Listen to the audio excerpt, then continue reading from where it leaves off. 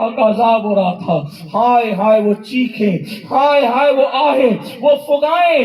میرے آقا علیہ السلام نے سب نبیوں کی قوم کا ذکر سنا، حتیٰ کہ عیسیٰ علیہ السلام کا ذکر آ کر جبریل چپ ہو گئے.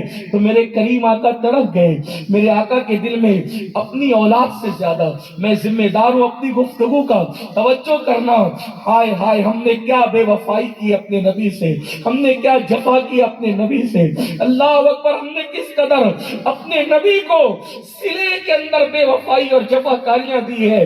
میرے آقا اپنی اولاد سے زیادہ، اپنی جان سے زیادہ اپنی امت سے محبت کرتے ہیں. ہائے اللہ اکبر. میرے آقا نے جب عیسیٰ علیہ السلام تک کا ذکر سنا ان کی قوم کا تو پوچھا جبریل کیا تو نے میری امت کو بھی جہنم میں دیکھا؟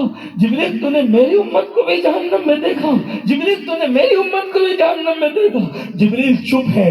جبریل جانتے ہیں یہ رسول طائف کی وادیوں میں پتھر کھانے کی ہمت تو رکھتے ہیں. یہ رسول احد کے میدان میں دندان تو شہید کروا سکتے ہیں. یہ رسول اللہ اکبر حمزہ کا چبایا ہوا کلیجہ تو دیکھ سکتے ہیں. یہ رسول اپنے اصحاب کے جسم کے ٹکڑے میدان احد کے اندر دیکھ سکتے، دیکھا بھی ہے.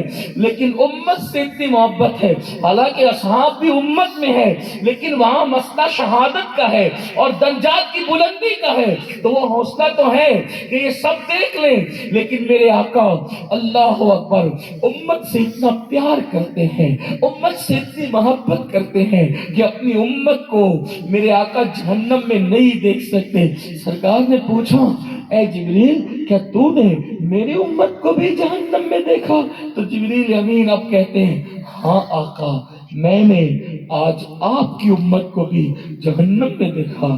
آپ کی امت کا برا حال تھا، بس اتنا سننا تھا.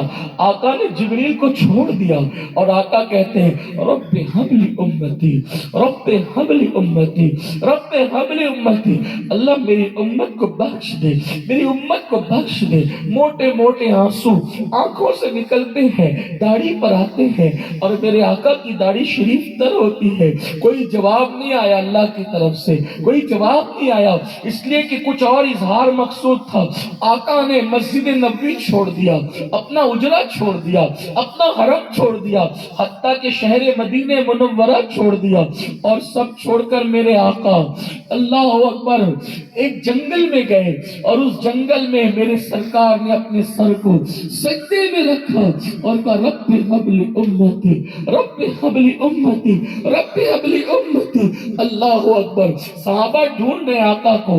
ایک دن گزرا ہے، 2 دن گزرا ہے، 3 دن گزرے ہیں، صحابہ ڈھونڈتے ہیں آقا کہاں ہے، آقا کہاں ہے. اس روایت پر محدثین نے جرح کی ایک کلام کیا ہے، لیکن میں جلال الدین رومی میرے مرشد پر جو ہے وہ اعتبار کرتے ہوئے نصیحت کے طور پہ یہ واقعہ پیش کر رہا ہوں اپنے الفاظ کے جامع میں. اللہ اکبر. علامہ جلال الدین رومی لکھتے ہیں صحابہ ایک دوسرے سے پوچھتے ہیں آقا کہاں گئے، آقا کہاں گئے. کوئی کہتا ہے کہ حضرت عیسیٰ کی بے حرمتی کی تو عیسیٰ کو آسمان پہ اٹھا لیا گیا.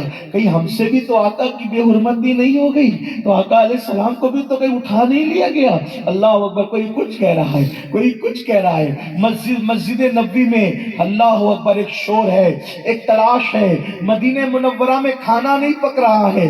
چھوٹے چھوٹے بچے اذان ہوتی ہے تو اپنی ماں سے پوچھتے ہیں اماں بلال نے اذان پڑھ دی ہے، امام الانبیاء کہاں ہے؟ کیونکہ صحابہ ہماری طرح نہیں تھے، وہ ہماری طرح نہیں تھے، وہ ہماری طرح نہیں تھے، وہ سچے عاشق تھے. جب ان کو بھوک لگتی تھی آقا کو دیکھ لیتے تھے، ان کی بھوک مٹ جاتی تھی. جب ان کو پیاس لگتی تھی ساقی کوثر کا چہرہ دیکھ لیتے تھے، ان کی پیاس مٹ جاتی تھی. جب ان کو غم ستاتے تھے تو آقا کو دیکھ لیتے تھے، ان کے غم مٹ جاتے تھے. ارے غم میں وہ یاد آئے تو غم مٹ جاتے ہیں، غموں میں وہ سامنے آئے تو غموں کی کیفیت کیا ہوتی ہوگی. میرے امام کہتے ہیں ان کے نثار کوئی کیسے ہی رنج میں ہو، ان کے نثار کوئی کیسے ہی رنج میں ہو. جب یاد آ گئے ہیں سب غم بلا دیے ہیں، وہ یاد آتے تو غم بھول جاتا انسان.